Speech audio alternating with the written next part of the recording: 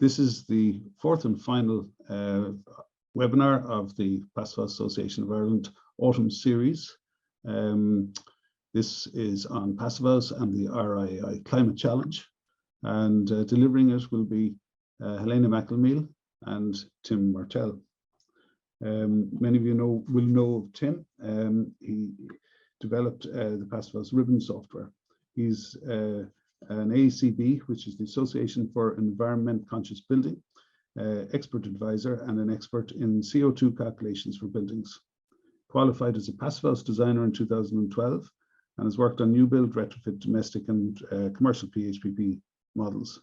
He also qualified as a Retrofit Coordinator and has coordinated 90 retrofits in London alone.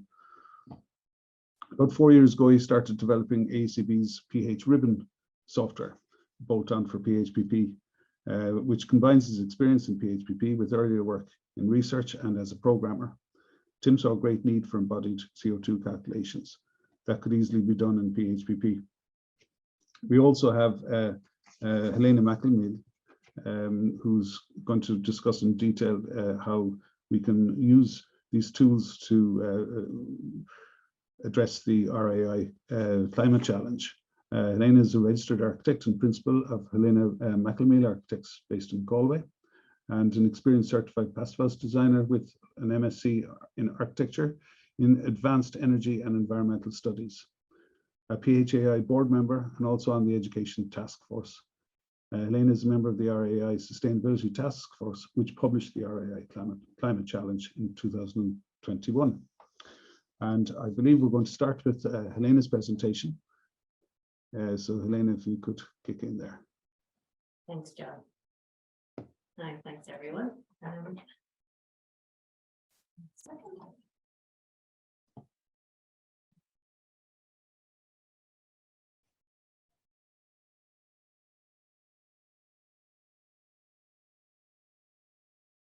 All good.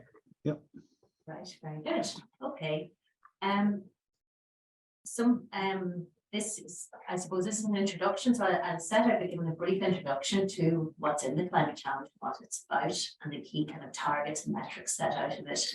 And then I'll look at I'll do a little bit of a look at how we use PHPP to assess the operational energy and design to that standard as a design tool to aid us to achieve the 2030 standard for the climate challenge from an operational perspective. And then Tim will look at a broader and including the embodied carbon element. So why? Because it's borrowed from the Irish Green Building Council's Whole Life Carbon Construction Report. I suppose we're all design professionals, we're all involved in construction in some way, and we're responsible for 37% of the national carbon emissions. In the built environment is responsible for that, noting 23% of that is related to the operation of the building, with a further a further 14% related to the embodied carbon element. So that's why, or what's driving this requirement for the RIAI, or this decision to publish an RIAI climate challenge. So in October of last year, the document was issued. My colleagues in the Sustainability Task Force did a lot of work on this before I joined the task force. And I suppose with permission, it was modelled on some of the key metrics from the RIAI Climate Challenge, which had been issued a few years previous. The metrics, they set out targets and metrics related to design targets and metrics related to domestic, non-domestic, new build and school buildings. I'm just going to show something on the screen here.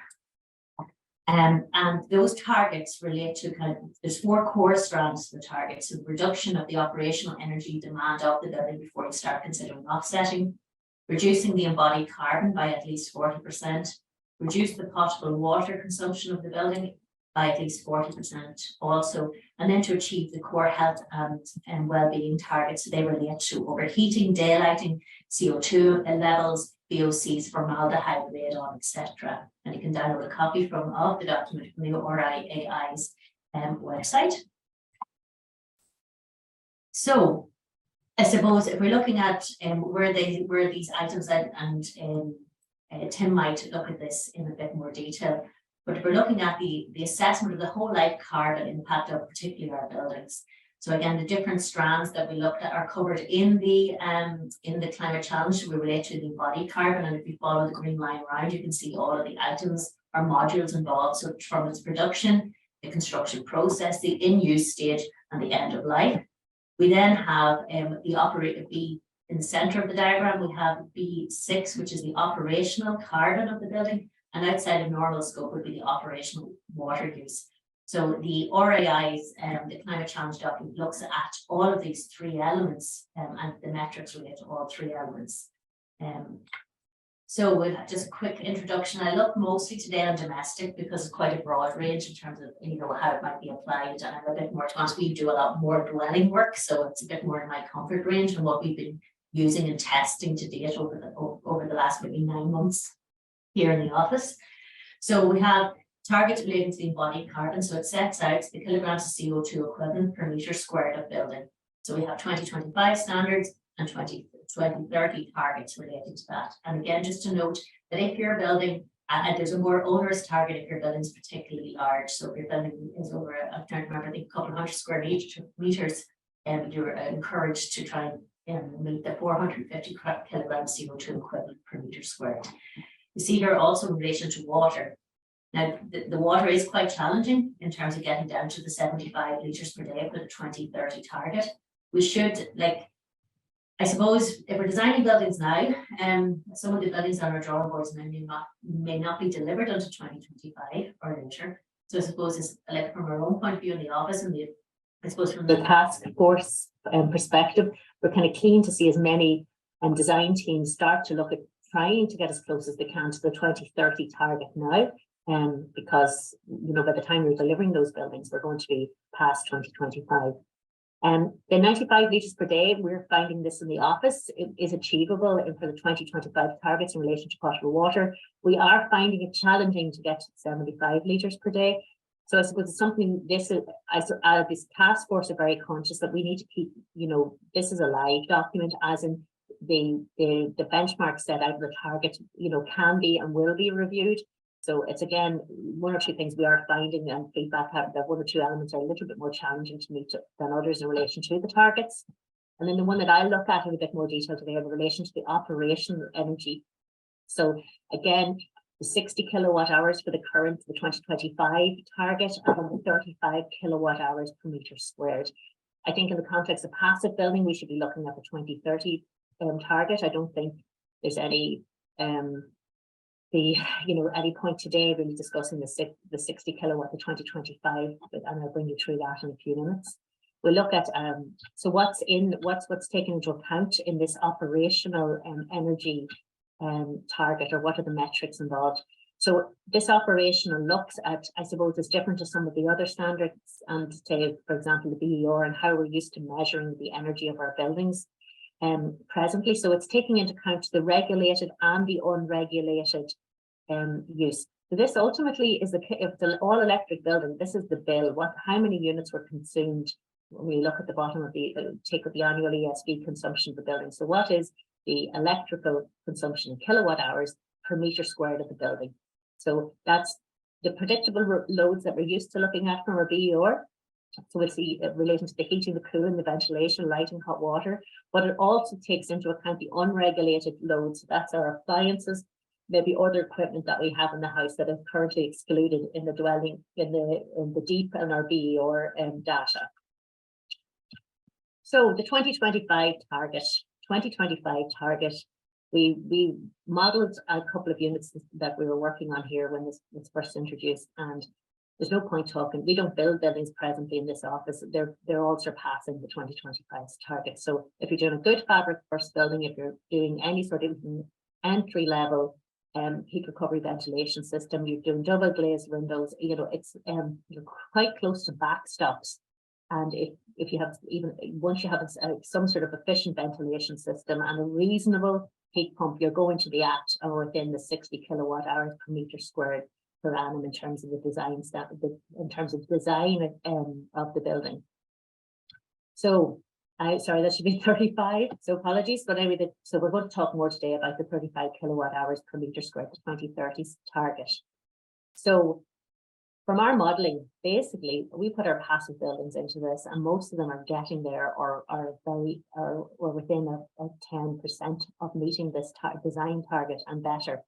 So again, it's a fabric first approach on this, which we're used to, I suppose, if you're involved in passive house design. So the air tightness we're putting in at 0.6, you know, U values that might be typical to our so they are beyond the backstop values and U values that we're used to looking at for our passive type builds, so even 0.155 in our walls and a roof 0.11 perhaps. So again, triple glazing, again, dealing with the, you know, our thermal bridging and modeling and understanding that and making good efforts to address that. We need a good efficiency mechanical ventilation heat recovery system, and typically an air source heat pump.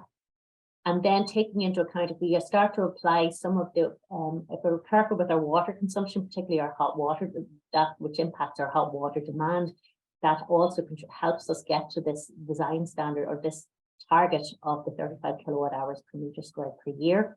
And again, another factor which has a significant impact is the efficiency of our household appliances.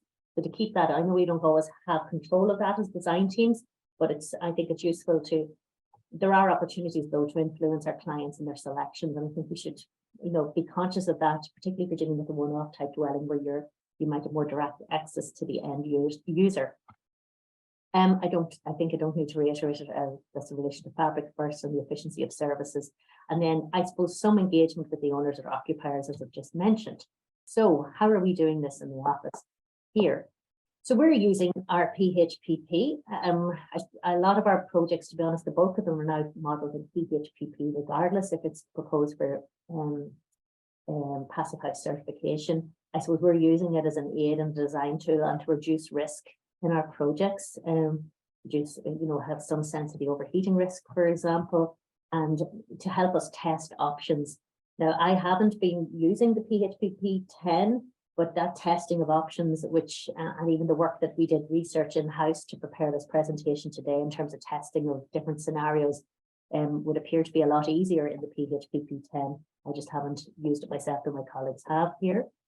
So the sheet that we're working off, or the kind of the sheet that it gives us a lot of the information to help us aim for this operational energy target, is the PER sheet.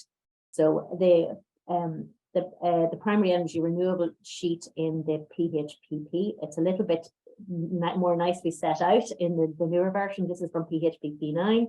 So 10 is a little bit easier maybe to interpret or interrogate. So I suppose the final energy demand, so this particular tab that we're focusing on, and this tab is allowing us to, I'm trying to move something here. So this tab is a summary of we have our heating, our ventilation energy requirements, our domestic hot water, and the energy demand associated with that. And it also factors in the household electricity relating to appliances or auxiliary electrical, etc. So it captures all of the uses within the building. So it's this particular one that we're interested in this particular house, you can see it's coming in at 30.2 kilowatt hours per meter squared per annum, which is, you know, has a bit of a buffer and comfortably within the 35 kilowatt hours per meter squared per annum target. So this is a passive building, semi-detached units that we have been working on this year. So if we look at, once we get into our, so I suppose the different inputs, and we manipulate other tabs within, test other options within our passive house planning package file for the project.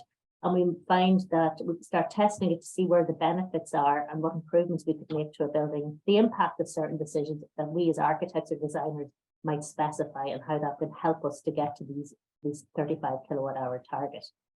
So for example, if we take the same unit, so in this diagram, the unregulated loads, which are pretty much fixed for the house, that's the appliances, some of the lighting, some of the mostly that in this particular example. And then we have the regulated load, so that's relating to our heating and our hot water ventilation. So we can see in our air tightness, if we go from a more typical maybe air tightness level of about 3 air changes per hour, and we bring that down and we bring it down to the passive level. So the difference there is 10 kilowatt hours per meter squared per annum.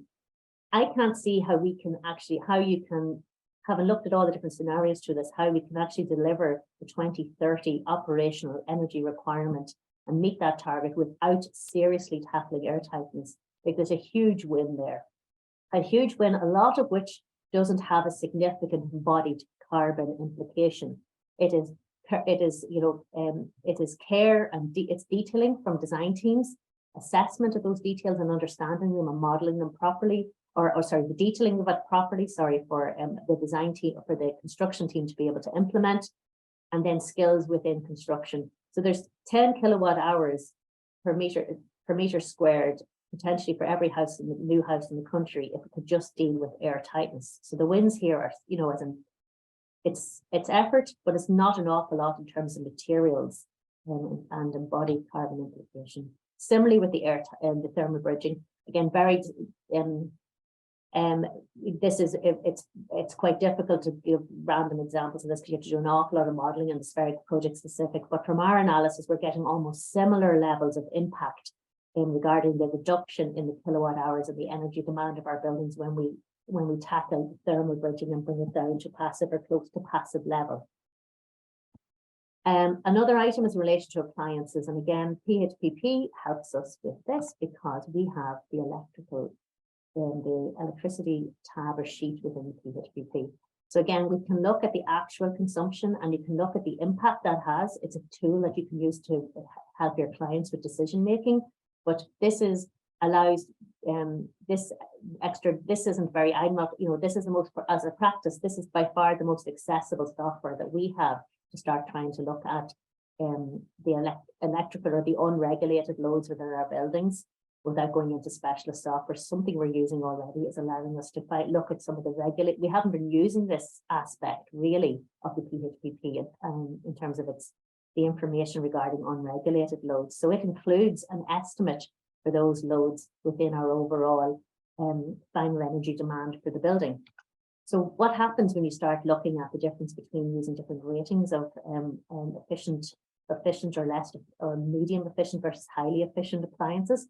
So again, there's another maybe 4 kilowatt hours in this particular example between using per meter squared per annum for using going for those higher spec appliances. So again, it's kind of things we sit down and do the paybacks on it and paying a premium day one for a fridge or a freezer or an item that you may have for 5 years perhaps, and looking at the pay, as in there is an element of payback to this as well. But again, it shows you the wins to be had in terms of the bill at the end of the day that comes in, and very much the focus of the climate challenge is looking at that bill, and if we get as architects we can design buildings that give us the best chance of it coming back in, and users of those buildings, we can't control everything, but we can definitely set it up to make it easier to try and hit that 35 kilowatt hour per meter squared per annum. So I better hurry up or Tim will have no time at all. So again, it's just noting that difference again. Just to note that some of the labeling of certain appliances is in transition at the minute. So some of them have moved to new ratings and some of them are still on the older ratings. So just to keep an eye on that, or if you're anyway involved in the decision regarding appliance specification, they're in transition presently. So a former A may now, or an A plus may now be a C or something. So just keep an eye on things like that. Domestic hot water efficiency. So again, we go to the PHPP domestic hot water and distribution sheet. And again, here you can see the defaults that it's assuming in passive. So you can see at the top of the list here, the shower. So in the passive house planning package software, it's assuming will be maybe it's efficient German thinking. We'll have 5 minutes in the shower and we will have a flow rate of 8 liters per minute. So it is making assumptions, and you can see on the right hand side of the graph in relation to you can see how the shower is a significant drain on the overall domestic hot water demand as you would expect. So this is, I suppose, the defaults. Passive house planning package has defaults in relation to how you might use the hot water in your building. Now, benefit for us is that we can actually change the flow rate if we wish to, when we're using this as a design tool, and we can look at if the flow rate of that shower becomes 12 liters per minute, we can see the impact of that. Or, as or someone's a little bit taking a slow motion in the morning and another 10 or 15 minutes in the shower. These are really significant impacts in terms of the bill at the end of the day. So if we look at a graph that summarizes a few options we looked at. So the passive house default shower at 5 minutes at 8 liters per minute. we are looking at, you can see there 22 kilowatt hour, as in that's our overall final energy demand for the house based on that default. We gain a kilowatt hour, we reduce that demand by a kilowatt hour if we introduce shower drain heat recovery. But if we up the spec another 3 litres per minute into the shower head, and we're going up, we're creeping up another 1.3 kilowatt hours.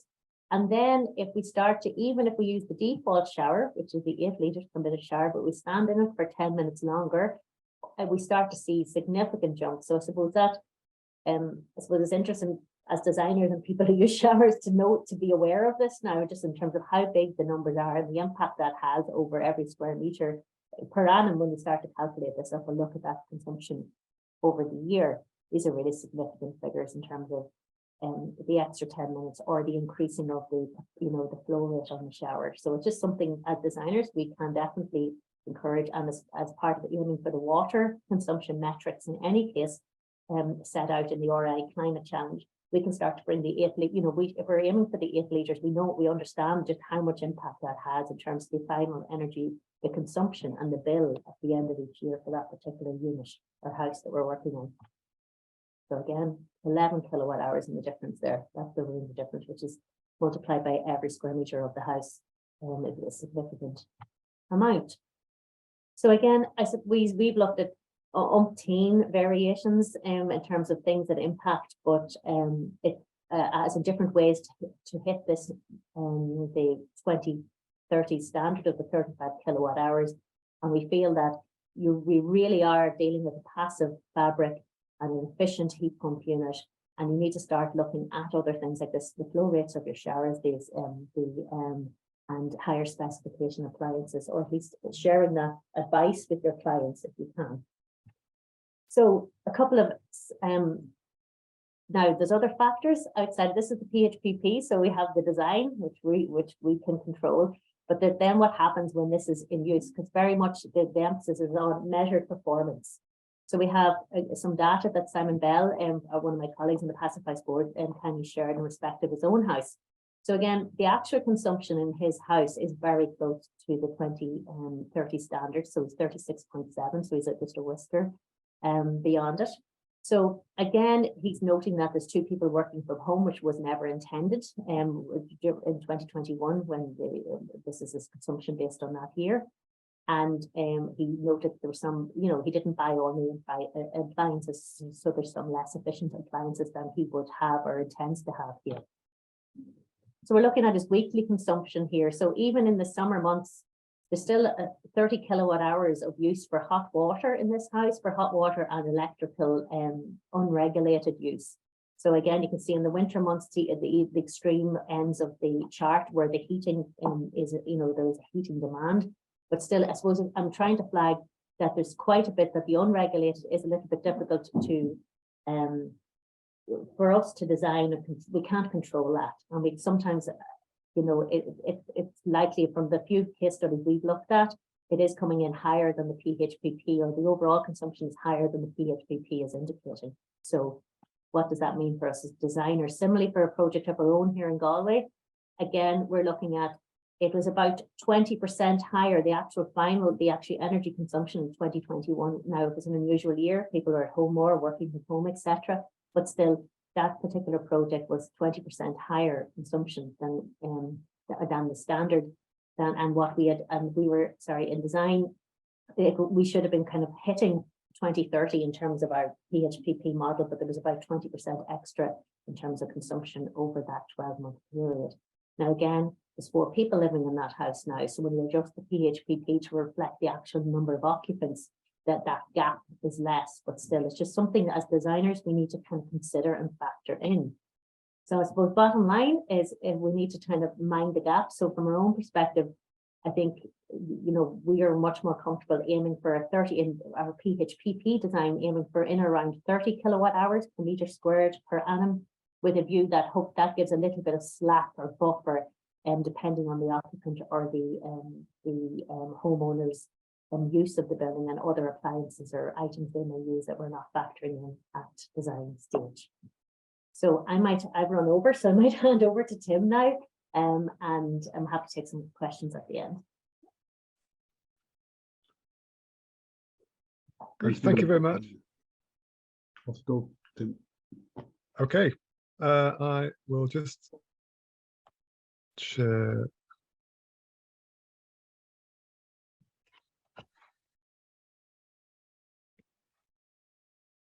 So I wanted to start, thank you very much for that. And I wanted to just start by talking a little bit about the RIAI targets, because the PHribbon is pretty much there in terms of actually using those targets, but there is one small difference which I'm just going to show you. So we've got the domestic targets here, and you can see you've got 625, well, for operational energy, you've got 90, 60 and 35. And then for embodied carbon, we've got 1200, 800 and 625. Now, PHribbon was written with the RIBA one in mind, and the only difference there is this 90 is actually 120 in RIBA. So if you're approaching business as usual, you'll get a slightly different category pointed out by PHribbon than is actually correct for the RIAI. And there's a similar thing for the non-domestic buildings as well. So all the other figures are the same, except for this business as usual for the operational energy. And then what I wanted to do was just explain a little bit more about the reasoning behind whole life carbon and some of the terms, because you may not be all that familiar with them, and why we need to have whole life carbon instead of just, why don't we just look at upfront carbon? Well, this should be explaining that a little bit better. We've got three different passive house types of building. We've got, this is going to be too small to read on your screen, but we've got brick and block, this first one. I hope you can see my mouse. Brick and block, SIPs, that's structured insulated panels, and we've got I-beam, this one. And we've got a zero here. The zero means that these are all these different things here, these materials, these are generating CO2. For timber storage, that's taking CO2 out of the atmosphere and storing it. So we think of that as a negative because it's taking it out of the atmosphere rather than putting it in. And the sum of all those, the sum of the positive and the negative gets added together to create the overall figure. Well, it's not just to do with the manufacture. This is all to do with the manufacture of materials, A1, A2 and A3. There's this terminology that we have in embodied carbon. We have these different modules, and so the A modules to do with manufacture. And then if we go to the next module, I've got a note here saying, well, there are some manufacturers who claim they have carbon negative products, and that would be apparently true if you're only considering the manufacturing, but it's not really the whole story, and this is going to explain why. Once you add the transport to site, which is A4, and the construction and installation, then you're adding a little bit more, and we've calculated that. This is calculated in PHribbon, and I've added those to the graphs there. And then we can add a bit more. There's another section, the in use of the building. Now this not only includes the use of the building, so with windows, the standard is to include cleaning of the windows as well. With floors, the standard is to include cleaning of the floors. So hoovering of carpets, cleaning of lino, it's all included in the EPD because that's a maintenance thing. But also, when you've got a short-lived product, when you've got a product that only lasts, say, 15 years, maybe an air source heat pump might last 15 to 17 years. A lot of services have lifespans in that kind of region. Well, they need to be replaced in the 50-year lifespan that we're talking about for the RIAI. And That's 60 years for the RIBA, but there's a RICS and RIBA, but there's already a regionalisation in PHribbon for Ireland, because Ireland uses the 50-year, which is the European lifespan of the study, and so we've already got that in. But there is this little change that I pointed out earlier, which we are going to, well, I'm going to add in so that it matches exactly. The next thing is you can include the end of life. And the end of life is very important, because what happens when you get to the end of life is this timber storage no longer is stored. It may be burnt, it may be incinerated. That's often the case. That's often the assumption anyway.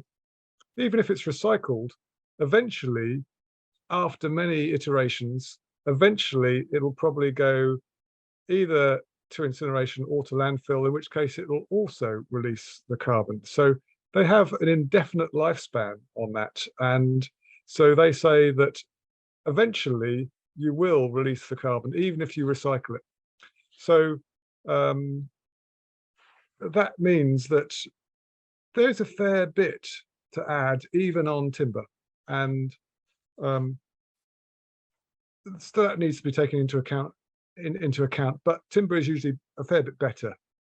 Well, not a fair bit. It's usually a slightly better, the best option. So a timber I-beam construction, for example, is usually the best in terms of embodied carbon.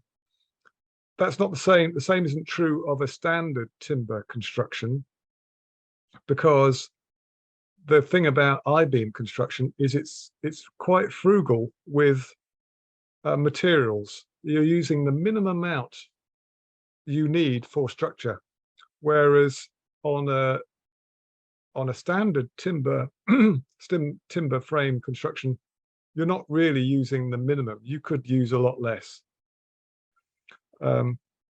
So a little bit further on, we can include beyond life as well. There is a module D, and that includes the recovery potential, the recycling potential of the building.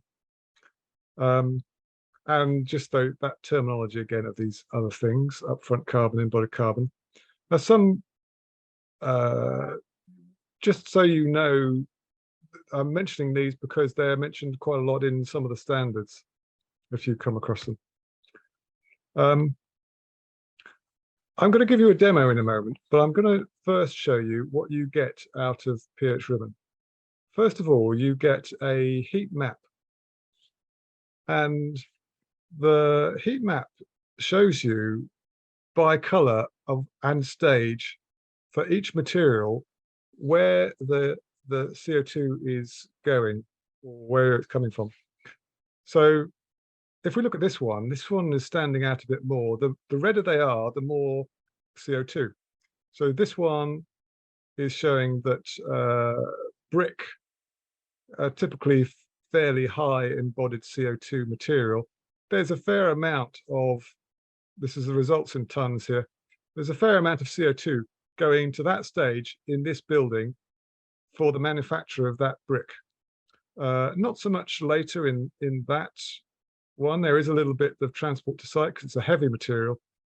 Same for the concrete, another heavy material, also energy intense, and we've got a little bit for that later on as well. There's some sequestration that it's including for that. The absorption. There's probably, sequestration isn't the right word, but there is an allowance for the concrete to absorb a small amount. You can see it's not actually all that big, but it absorbs a small amount of CO2 as it's carbonating over its life. We don't want it to carbonate too much though, because that generally makes it go off and generally leads to failure if we get too far, exposes the rebar and all that. So that's the first thing. Now, this allows you to identify what it is you want to change, what you want to improve, and because you're in PHP, you can go back in, change a material. It's reflected in PHribbon again, and you can see what you've done. And so there's a little bit of feedback there. It also gives you the same in terms of a graph, and this isn't the same graph to do with the data, but we're getting a set of figures in the graph that are helping you understand where the CO2 is going. And in this one, we've got a lot tied up in the use stage. So we have to have a lot of replacements of something, and we might look into that to find out why it is. There's not so much, well, this one, all these four are actually retrofits. So they're relatively low in CO2, but we can see that there's, if there was anything we wanted to improve, we'd be able to see from the graph what it was. And then it also gives you Letty results, but that's the London, that's to do with London, so you're not so interested in that. PHribbon has some assumptions for how the CO2 decarbonizes in the energy grid over time, and we have 3 of these for Ireland, Republic of Ireland, and I'm showing one from the UK here, but I'm sorry, there are 3 for the Ireland as well. And this other graph is a graph showing you how the combined operational and embodied CO2 is looking over time. And that's really useful to know, because actually operational tends to dominate. Embodied can become important when you've reduced the operational, but unless you've addressed the operational first, the embodied it's really going to be secondary. You could, if you're using a gas boiler, for example, then that effect of the gas boiler is going to be so overwhelming, then there's hardly any point in doing anything for embodied, except for the fact that at some point the gas boiler will be replaced by an air source heat pump by law in the UK. I don't know, I should think it will be the same for Ireland. And so it would be good to be doing some forward thinking on that, to think how that is going to affect the running of the building, because otherwise, if you don't think about it, then it's going to be a little bit of a problem with heat loss.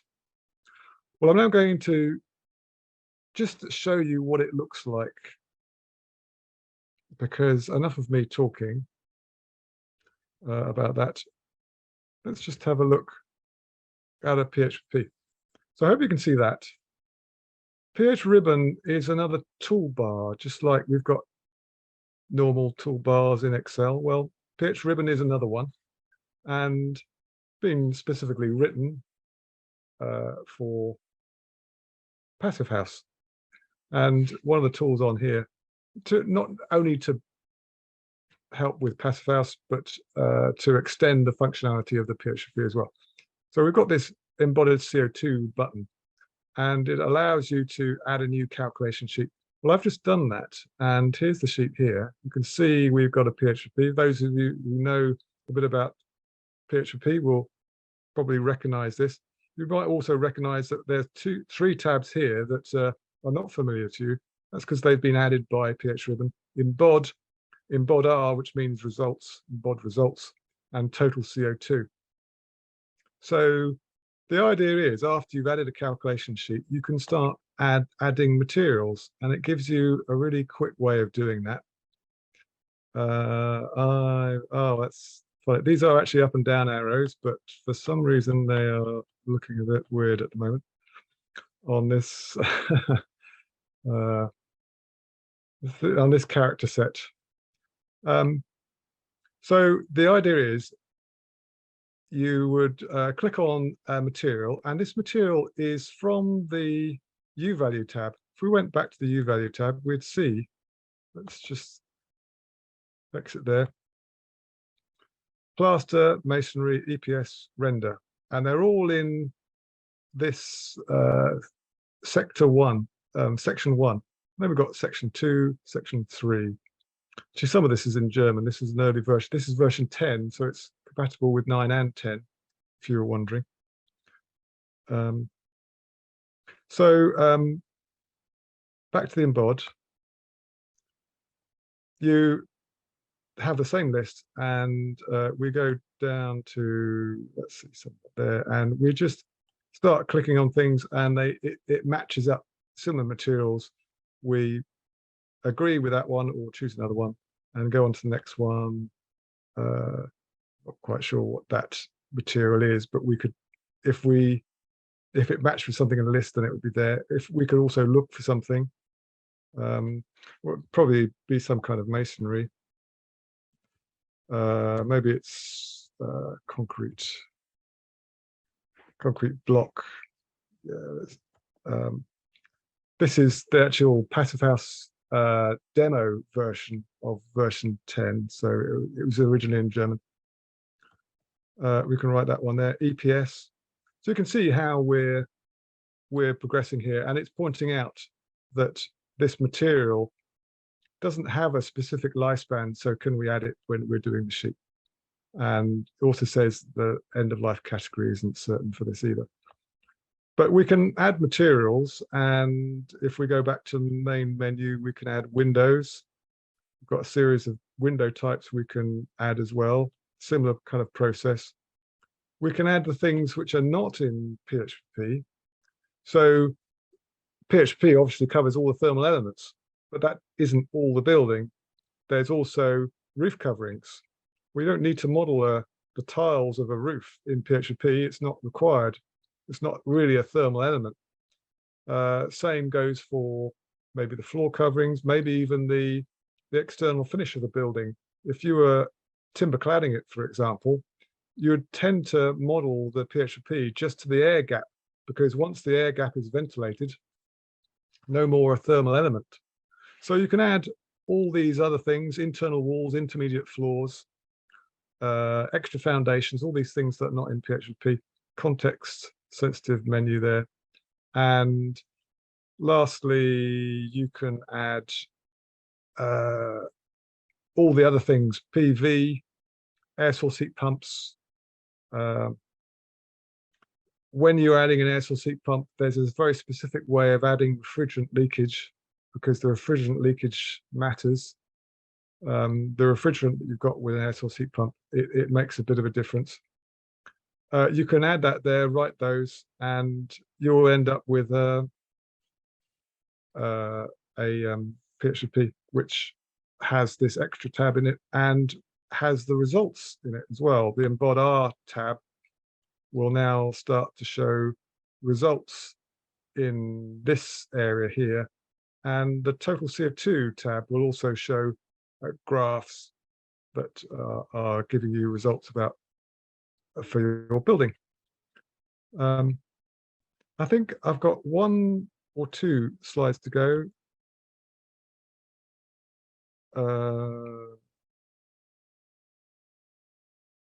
Just as an example, we got a typical example, which was from Ireland, the sort of thing we might get from PHribbon, 28 kilowatt hours per meter square per annum on the operational CO2.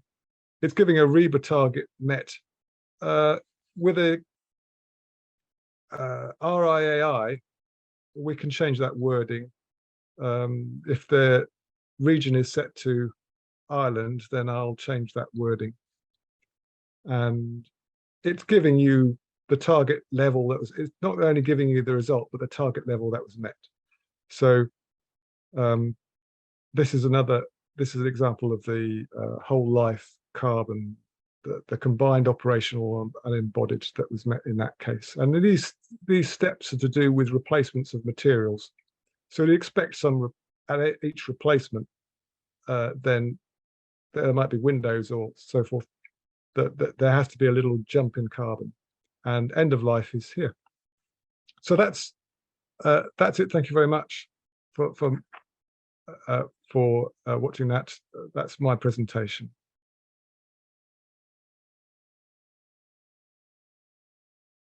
Thank you very much, Tim. I think they're both very interesting presentations.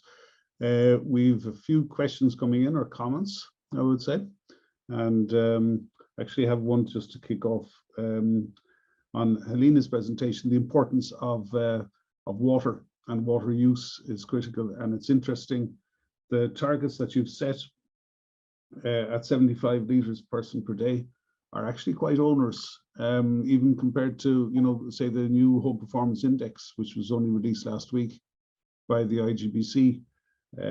You're actually beyond their highest score, which would be for 80 litres per day. So it's a very onerous and commendable, I think, because it's where we have a huge amount of energy loss in buildings. I think on that, I actually think there is commendable.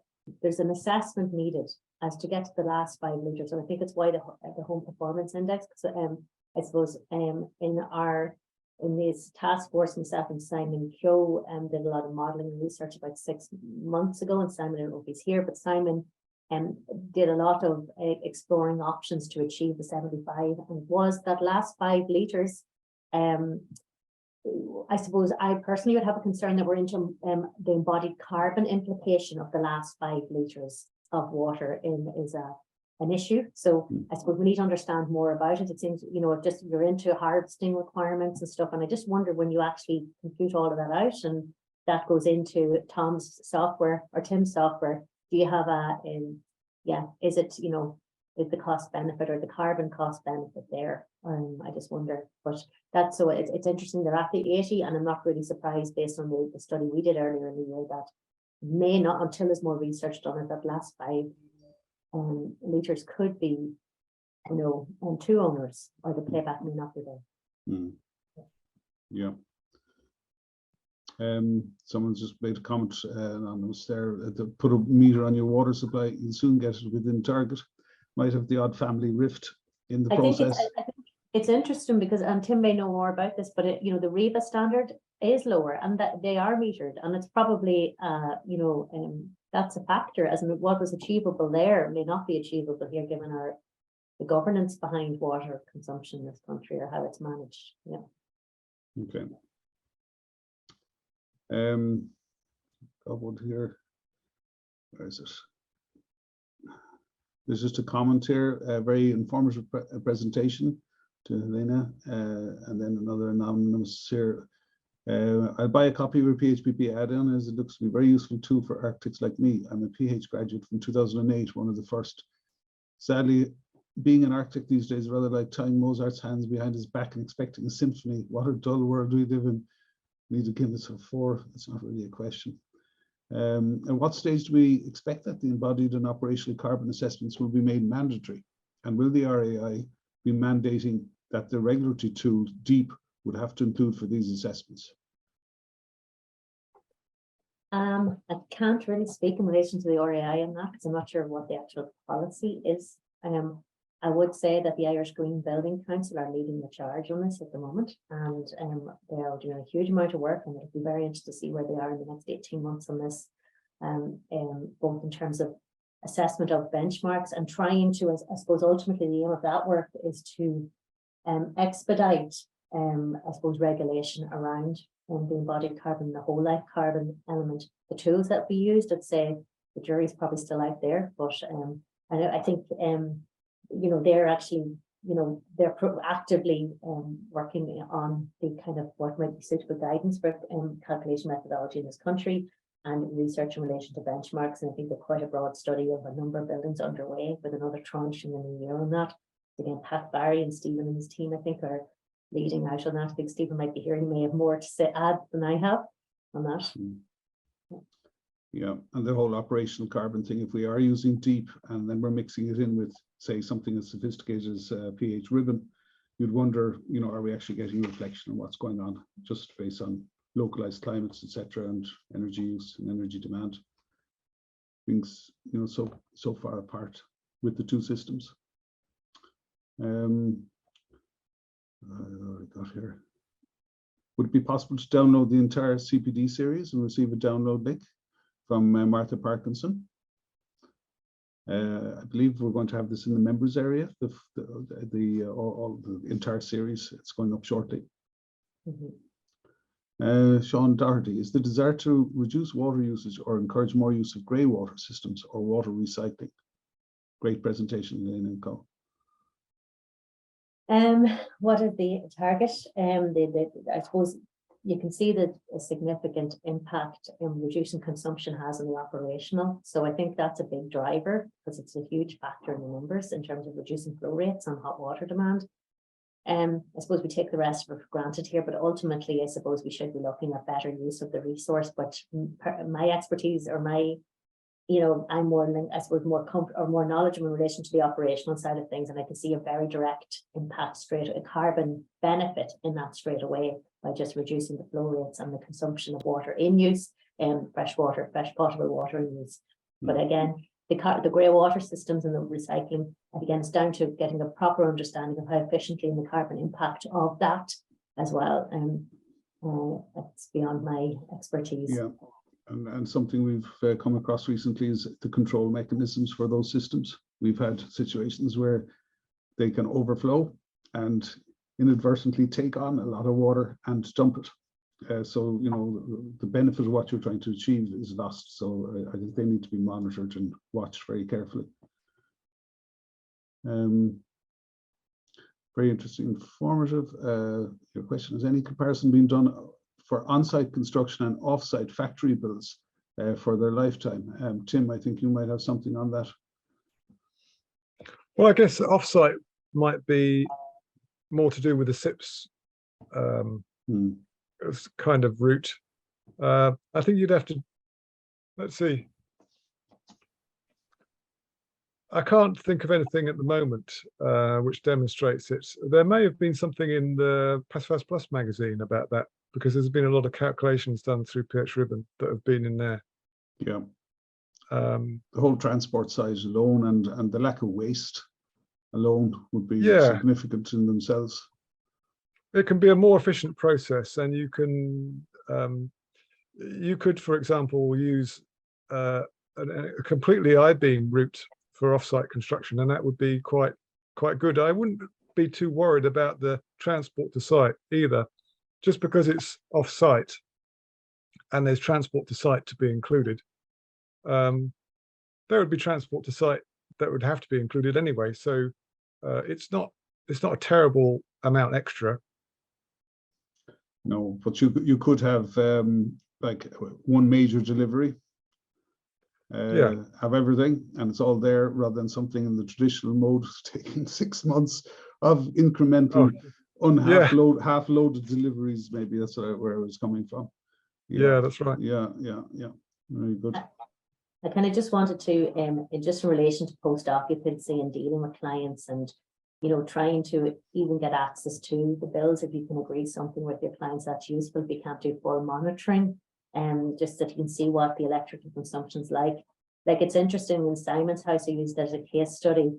So his baseline is during the summer months, during the non-heating season, it's only the average of the, if you take in the winter season, put it this way, the heating demand. So if you look at the extra heat load in the winter, the extra energy consumption in the winter months, that's actually a whisker below the PHPP calculation for the heating in terms of kilowatt hours used in that house.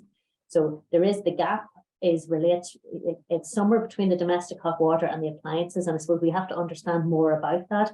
So again, that is where the owner of the building, and where you have the opportunity to communicate any of this to your client or start getting increased awareness of it as design teams and as people, the commissioning of buildings, I suppose highlighting that gap, because that is longer in the shower, and that is a few extra appliances are less efficient or leaving things wasteful. But we're not going to get where we need to get to without bringing the occupants along with us. So again, those conversations, even about the conversation about seeing the electrical bill, and we've been doing a little bit of post-occupancy with clients in some of our passive houses here. They've shared data with us. We've gone in, looked a bit deeper, digging into the numbers, and because you are seeing that gap.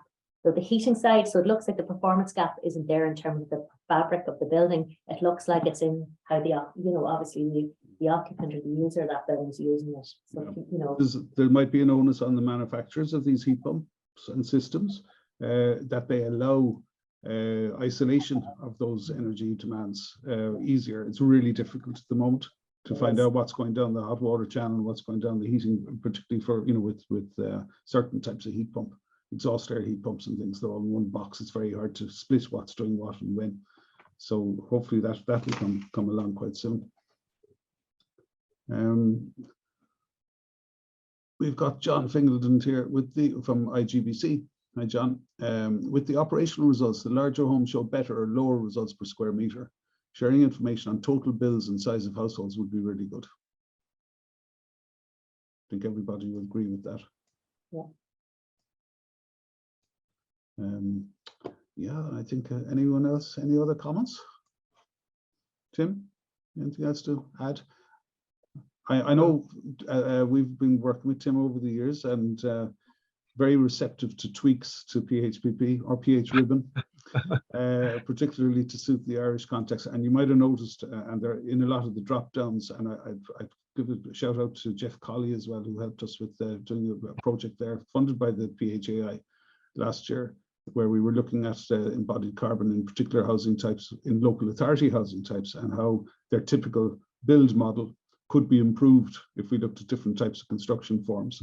There was a lot of digging done, and there's a lot of, as a result, there's a lot of material resource now embedded in PHribbon. And also we found Tim to be very helpful in sourcing or finding the sources for carbon data in relation to materials, which can be quite daunting and very time consuming if you don't have assistance like that. Including the Irish ones. So there's quite a lot of Irish EPDs that have been entered in there from IGBC. Yeah. So that makes it very relevant. Okay, well, we've hit 2 o'clock on the nail now, and I'd like to thank everyone. I'd like to particularly thank Kernahan, Brink, Neelan, and Ecological Building Systems, who are patron members who support all of this, so we can actually deliver these webinars. Also, our fellow helpers on the Education Committee, Helena and Caroline Ash, and also Brian Flax, who's with CORE, who drives our webinars all the way from Canada at the moment, which is really helpful and great comfort to us. And I suppose I will conclude by wishing everyone a really good happy Christmas and prosperous New Year, low carbon New Year, because I think we've 7 years to get our act in gear if we're going to hit these targets, and that means anything on the boards really needs to be very focused and very aware of what they're doing, particularly from the design stage, because that's where the decisions are being made early on. And I think the unregulated loads, if they can be also focused upon, they're sort of a hidden elephant there that Helena has identified. We could do an awful lot next year and from here beyond. So thank you very much. Okay. Sure. Take care all. Bye-bye. Bye.